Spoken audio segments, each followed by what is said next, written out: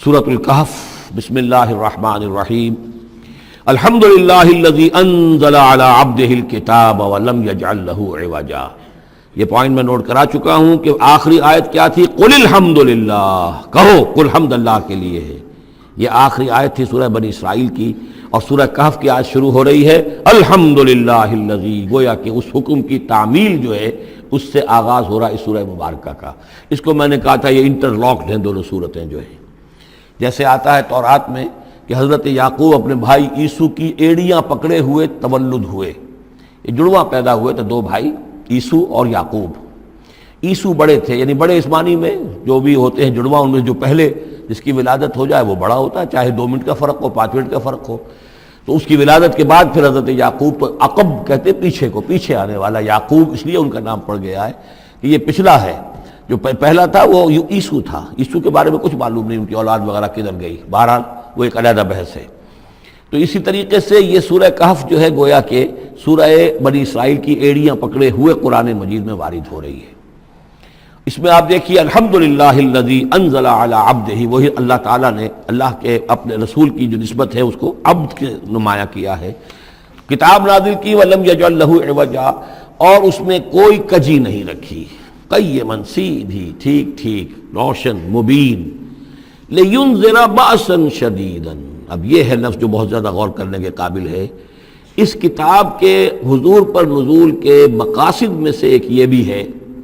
خبردار کر دیں ایک بہت بڑی آفت سے۔ ویسے باسن جب واحد آتا ہے تو عام طور پر اس کے معنی جنگ ہوتے ہیں، جب جمع میں آتا ہے تو سختی، مصیبت، بھوک، فاقہ، یہ سارے بأسا۔ آیت البر میں بھی ہم نے پڑھا والصابرین فی البأساء والضراء وحین البأس۔ بأسا جب جمع میں آیا ہے تو فقر و فاقہ، تکلیف، مصیبت، اور حین الباس جنگ کے وقت۔ تو ان دونوں کو ذہن میں رکھیے، بہت بڑی آفت، بہت بڑی آفت، بہت بڑی آفت۔ ایک تو ہے دجالی فتنے کی، دجال المسیح الدجال جو آنے والا ہے، جس کے بارے میں حدیث میں آتا ہے کہ کوئی نبی اور رسول ایسا نہیں گزرا جس نے اپنی قوم کو دجال کے فتنے سے آگاہ نہ کیا،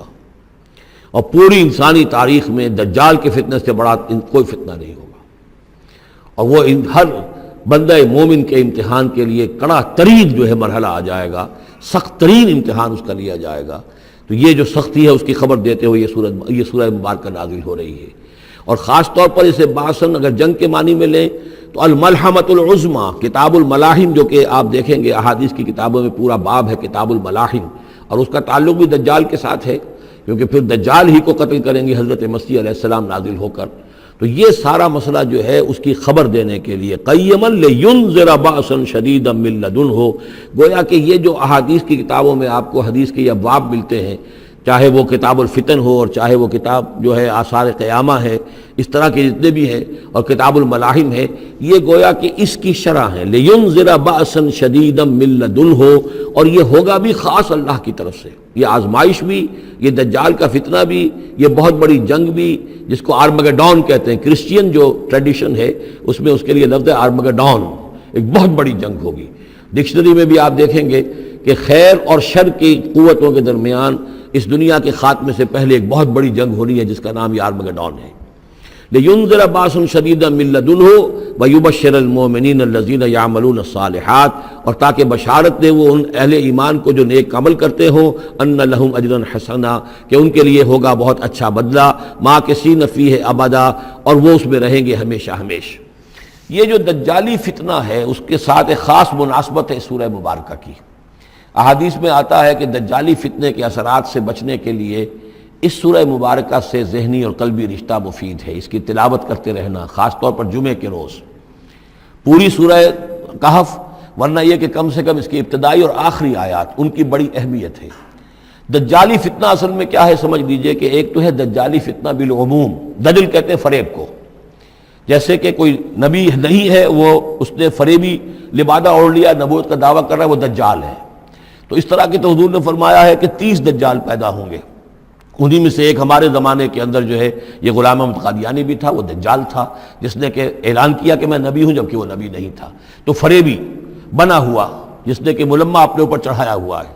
اسی طریقے سے دجالی فتنہ یہ جو ہے اس پوری دنیا میں اس وقت جو فتنہ ہے وہ یہ ہے کہ مادہ پرستی کا اتنا غلبہ ہو چکا ہے ذہنوں کے اوپر، افکار کے اوپر، لوگوں کے نظریات کے اوپر، لوگوں کے اخلاق کے اوپر، لوگوں کے اقدار جو ہیں، ویلیوز جو ہیں اس کے اوپر، کہ وہ آخرت کو بالکل بھول گئے، اللہ کو بھول گئے، اسباب کے اندر گم ہے، مسبب الاسباب سے ذہول ہو گیا، دنیا ہی دنیا ہے، آخرت کو بھولے ہوئے ہیں، مادہ ہی مادہ ہے، روح سے کوئی سروکار ہی نہیں۔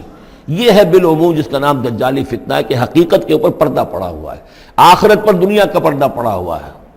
یہ دنیا جو ہے در حقیقت کیا ہے؟ وَمَا الْحَيَاةُ الدُّنْيَا إِلَّا مَتَاعُ الْغُرُورِ، یہ دھوکے کا سامان ہے۔ اصل زندگی کو اس نے ڈھانپا ہوا ہے، ہم نے یہ سمجھ لیا کہ زندگی یہی ہے، اسی کے لیے بھاگ دوڑ محنت صبح و شام، اسی کے مستقبل کی فکر ہے، لیکن اصل زندگی اس کی کوئی فکر ہی نہیں ہے۔ باقی ایک دجال جو ہے جو آئے گا، وہ معاملہ احادیث کے اندر بھی بڑی طوالت کے ساتھ ہے، اور اس میں کافی پیچیدگیاں بھی ہیں، بعض چیزیں جو ہیں ایک دوسرے سے کچھ مختلف بھی ہیں،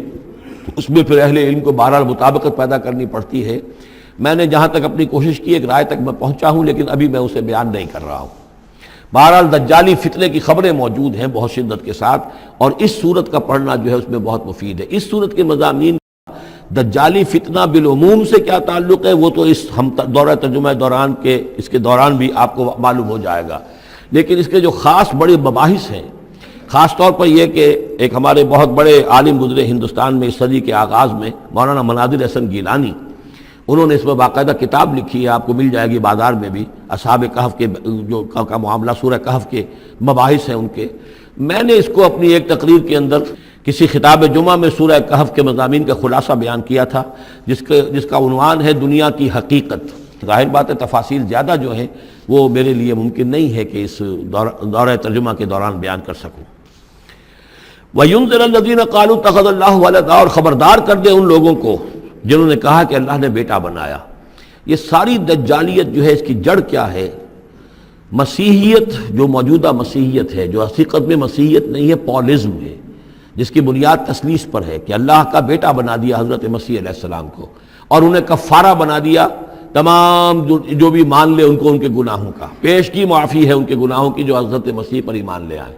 اور نمبر 3 شریعت ساقط کر دی، اور نمبر 4 سارا اختیار جو ہے وہ پوپ کے ہاتھ میں دے دیا گیا کہ تم جو چاہو جس چیز کو چاہو حلال کرو، جس چیز کو چاہو حرام کر دو۔ ان چیزوں نے مل کر نفس مذہب کو اس قدر قابل نفرت شے بنا دیا کہ یورپ کے عوام کے اندر مذہب کے خلاف شدید نفرت پیدا ہو گئی۔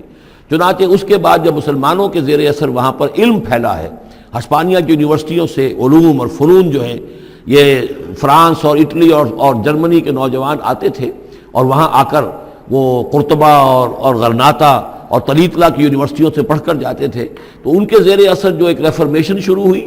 اصلاح مذہب، اور ایک رینائسنس، تحریک احیاء العلوم،